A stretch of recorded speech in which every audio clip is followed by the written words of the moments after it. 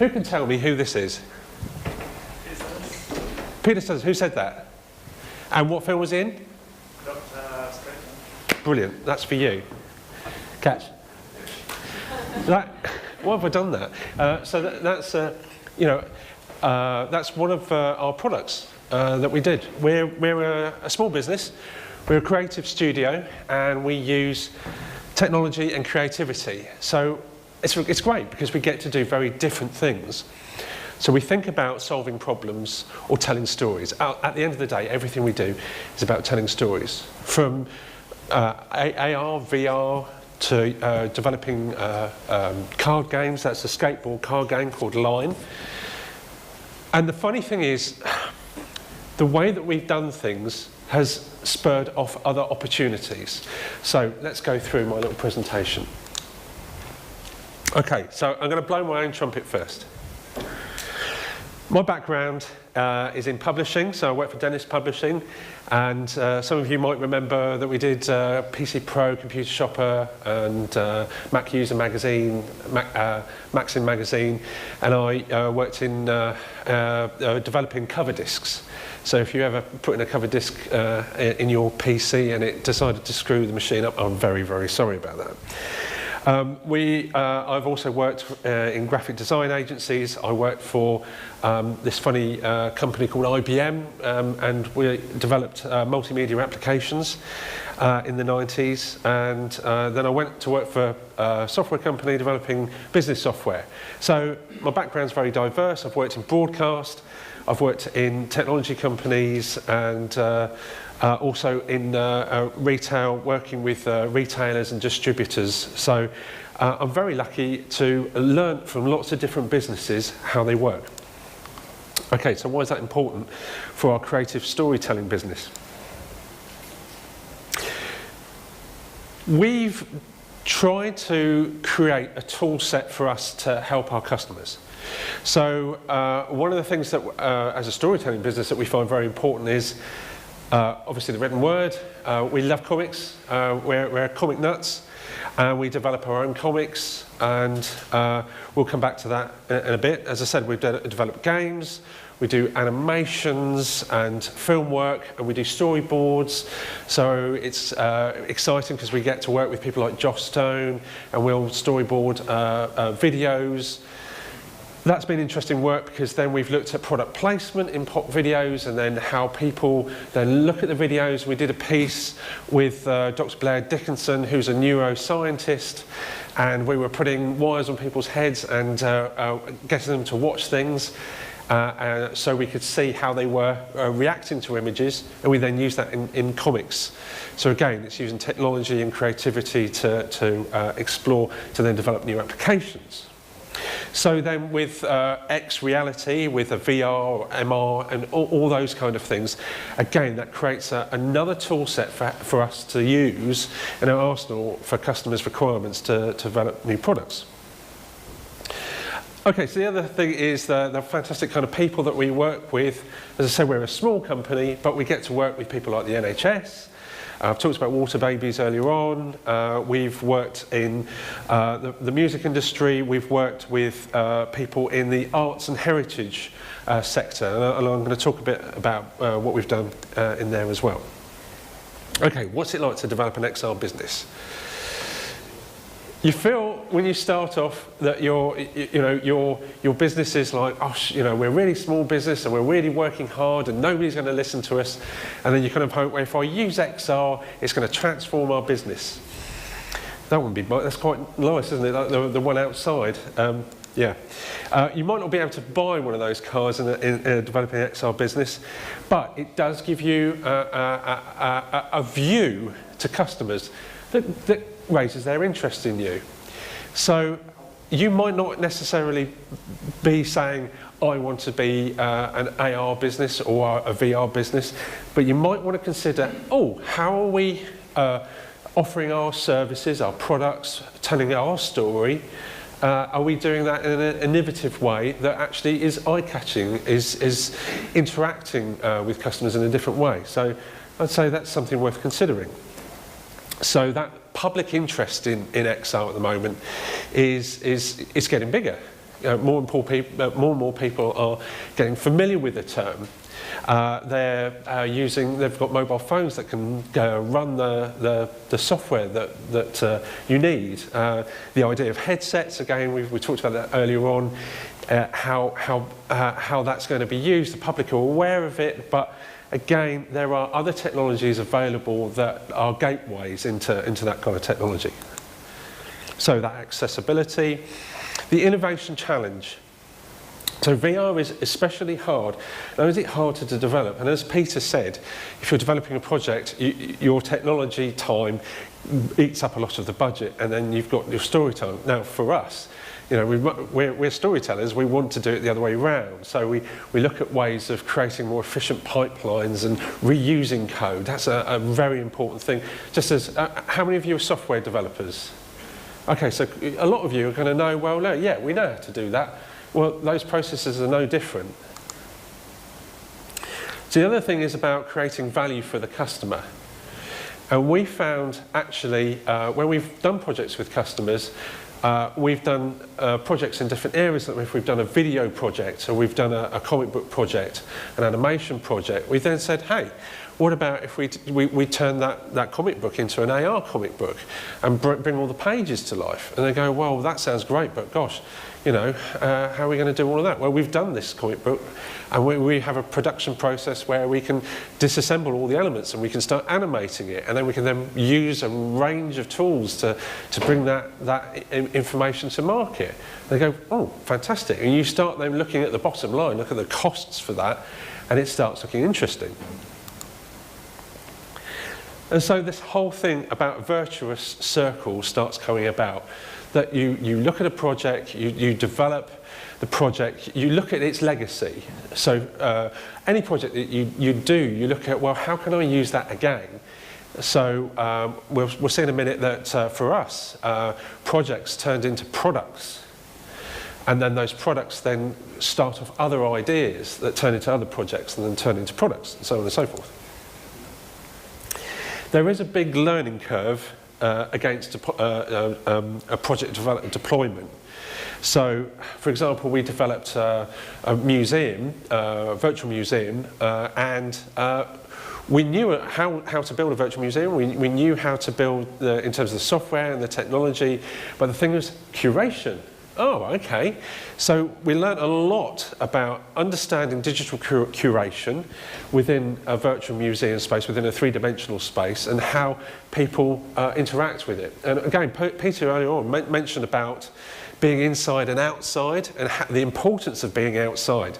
And one of the things that we had to do was develop the application so that people could go outside with the virtual museum of, it's called the Virtual Museum of the Grasture, which is a medieval wreck of a massive ship that was built for Henry V as just after the Battle of Agincourt. And so we actually were asked to develop an experience that people could go online and look around information and then go down to the waterside where the wreck is and carry on and see that ship come to life. So again, we had to do a lot of surveying. We had to work with archaeologists. We had to go down to the place and see practical things like, are we going to get a wireless signal? What kind of people are going to come down? What their age group's very important, because that will dictate what kind of mobile phones they've got. Are they going to have nice, shiny iPhone 10s, or are they going to have cheap Android phones that have only got a small screen? Again, you know, all of that kind of stuff is very important to learn about. The other thing is, don't be afraid to invest in the platform. So get the kit. Get the kit, get familiar with it, try it out. Think about customers that you've got as well. Work with customers as partners, because they will do. Our customers have been fantastic. They've taken a leap of faith in what we do, and they've seen the rewards, and they've helped us move forward. So creativity and technology is for us very important as a methodology. So being creative in the way that we use technology and being very technical and professional in the way we use creativity. Right, okay, so I'm going to talk about some of the projects that we've done very, very quickly. So The Last Dead End is an AR comic book. The Road to Agincourt is a cultural heritage project. Island Feather is a fashion project. The Grasshopper Museum is the virtual museum as well that I was talking to about. And Space of Cadets is an animation application that we've developed as part of a project with Portsmouth Hospital's research team. Right, okay, so The Last Dead End. This started out as an animation for a horror film comic festival that's run by the Horror Channel and Wild Seed Studios. And we had a month to put together an animation. And so we thought, okay, right, what's the quickest way we're going to do that? Well, let's do it like a comic book. And so that enabled us to create all the assets that we needed for an animation. It then enabled us to create the assets to create a comic book. And then we were also working and experimenting with augmented reality. So we went, well, it's not going to be that difficult then to then apply the animation content and all the other material within a comic book. And so we started to work with a company called Zapper. Fantastic guys up in Richmond, very, very helpful, and they gave us the tools to be able to build applications very, very quickly. And that's a key point, is work with, there's some great tool sets out there, and again, invest in that technology, but there, with AR, it is a very easy, it's a low barrier entry to actually creating content for customers. Okay, so the AR exhibition, the Road to Agincourt, was a 2-year project about the events that led up to the Battle of Agincourt in the UK. So most of that was set around Hampshire. So we had, one of the projects that we developed was a travelling exhibition. There was a play called Across the Dark Water, and that was on first, and then people then would go around the exhibition. And one of the reasons that we developed it was, again, there was a need, because they wanted to be able to get a lot of information across to people about context, historical context, but they also, we developed a whole range of other projects, animations and video diaries of actors dressing up in their costume at the time, giving a blow-by-blow account of everything that led up, and they wanted to get that on there. And we said, well, you know, to be able to do an exhibition like that is going to cost you an absolute bomb, and you want it to move around. There's no way you're going to do that. But then we said, well, hold on a moment, what we could do is create these panels that actually came to life. So people could go around, they're given a tablet, and they can then see all of this content. The great thing about that was that created an opportunity of data information collection. So we could actually then start to see what parts of the panels people were collecting, when they were collecting it, whereabouts information was being collected. So, as I said, this was a travelling exhibition, so we could gauge some idea of what event areas were more popular than others, what times of the day, etc. So we're starting to collect insight. And another part of our business deals with that with the NHS. We're collecting data about patient experience. And we said, okay, well, let's start what we've learned about data reporting, etc. We can then start putting that into this. Okay, so a very different area, sector, retail, fashion. So Iron Feather, we talked to them about the idea of, first of all, we've got two parts of this project. The first thing is actually giving them the opportunity to reach out to the customer and tell them more about their product. Iron Feather are very much about a lifestyle product.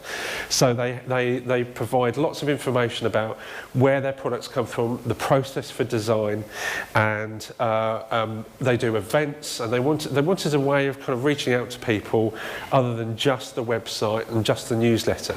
So what we did is developed their clothing tags so that they work with our app, and that consumers could then look at the tag, activate the augmented reality content, and see all this information, so information from the designer about the garment they've bought.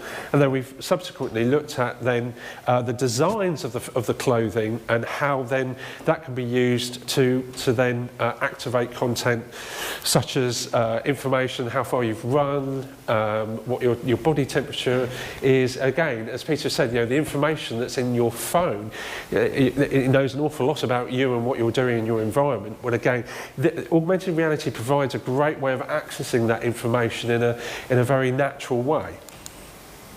Okay, so the virtual museum of the Grasshopper actually is related to the Road to Agincourt, because we had this 2-year project. We had an enormous amount of information.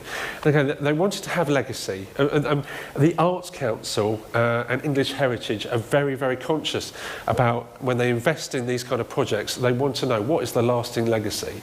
And so one of the reasons why we were successful with our application for funding was because we said we are going to preserve all of this information online for everybody to access forever. And this was a fantastic opportunity to not only capture all the videos, all the stories, all the activities that we did with people, but also to reuse the augmented reality content in a virtual reality environment. So we have the exhibition within the museum, and you can actually still use your smartphone to access the augmented reality content within the VR environment and move around all the exhibition spaces.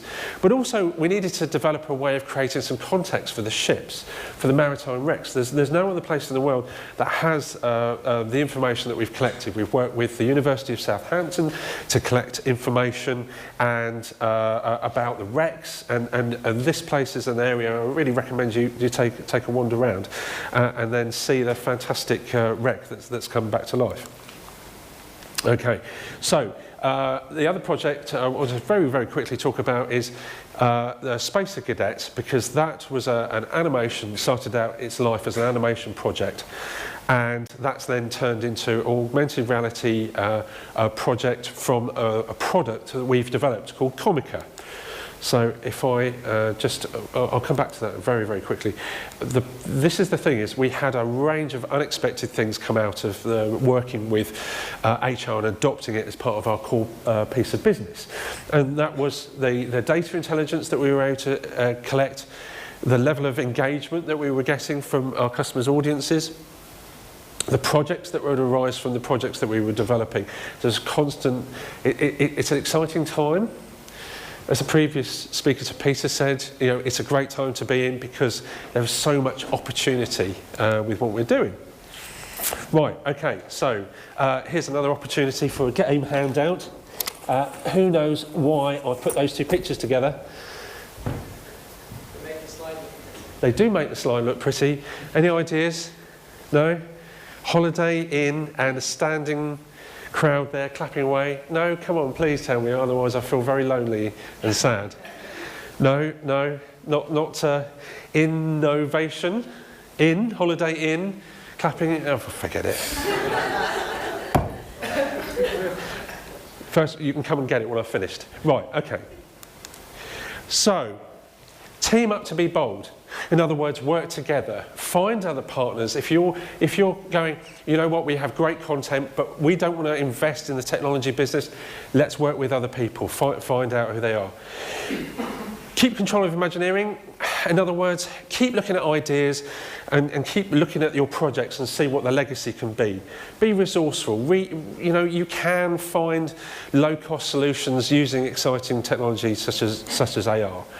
And again, I'll reiterate, work with people, collaborate with each other. You know, it's great. We've got a great bunch of people here. There's some incredibly talented people. We should be working together and network, go and meet new people. I'm going to leave it there because that's right on the dot. I could keep carrying on, but I won't. Right. This isn't working now, is it? Okay. It is. How much have you got left? How much have we got left? How many slides? Okay, I think we've got about 7 slides. 7,000. Do you reckon you could do them in like 3 minutes? Super quick, as 3 the minutes? youngsters would say. 3 minutes. Go. Let's do 3 minutes. Okay, so what's the point of XR? Now, Spielberg says this: technology can be our best friend, and technology can also be the biggest party pooper of our lives. It interrupts our own story. It interrupts our ability to have thought or a daydream, to imagine something wonderful, because we're too busy bridging the walk from the cafeteria back to the office on the cell phone. You know, this is the thing, is about augmented reality. It gives you the opportunity to open out experiences off the phone, to actually get there, working with other things, community events. I don't know, there's just so many things that you can do that is not just about sitting within a mobile environment. So, things to think about what XR should be doing. It should be problem, need driven. So often you see something that's gimmicky, and the public will go, but that's a gimmick, and they'll go, meh, move on. So I think, to stop that or to help prevent that, we should always be presented as being relevant. Make it easier to access. Cost is obviously going to be a big barrier for a lot of people, so continue working actually to make, for not just actually the consumer, but for customers as well, if you're in a B2B environment, thinking about making that barrier as low as possible so that people can go, yeah, you know what, we'll give that a go. Enhance meaning and purpose. Again, it's just going back to making sure it's being relevant to people. And also, I think it should be unifying. It shouldn't be something that is only for high-tech industries that have got lots of money. It should be for everybody. It should be for kids.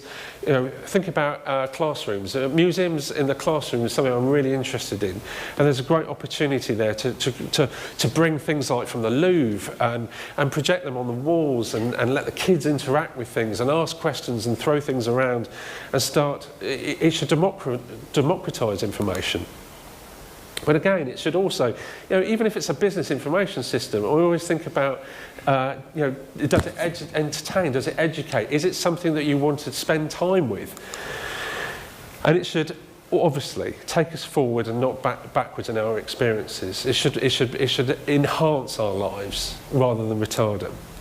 And it should also spark imagination and continuing innovation. We should always be thinking about what is just over the horizon. Actually, that's one of the interesting things about VR. There's some serious challenges, but that's what drives us on. The things about fidelity and interaction, how we can pick up things in a real world space. How can we use this incredibly exciting technology in an everyday way that will make our lives better? Okay, so let's put the business case together for this thing then. So I think there's a great opportunity for business development innovation. Even if you're not an augmented reality business, I think augmented reality can help you with your business development. Think about it. Data storytelling. It's a great way of interacting with information. I know there's Luca did a fantastic little video about VR and data storytelling and how you could move around data spaces. It's worth having a look. It's on YouTube. Okay, computer science expansion investment. So there is an opportunity there for working with, for us, we've been working with the University of Portsmouth's Cosmology Department for the idea of explaining to the public about the size of the cosmos and looking at galactic clusters. It's finding things like that help to then. They've got some big challenges of public accessibility and understanding that actually, VR can really help with. Okay, funding. Funding's a thing. There are pots of money out there. The government are working with innovation to actually create pots of money for VR and AR. It's out there. Go after it. And think as well about export markets. It's a big thing for us about how we're looking at Japan. We've developed, as I said, we've developed a product called Comica. Did I tell you that? We've developed a product called Comica, and it's for comic book publishers to enhance their existing comics and new comics with AR content. So we're giving them tool sets and working with them to create a new audience and re-engage an existing audience with their comic books. And obviously for us, Japan is a really exciting market there. And then again, with product development, the projects that you're doing, think about, well, what's the legacy for us of this project that we've developed? I asked the gentleman earlier on about the concert there for the Nobel Prize. It'd be interesting to see, now you've done that, what else could you do with that? How else could you keep that going?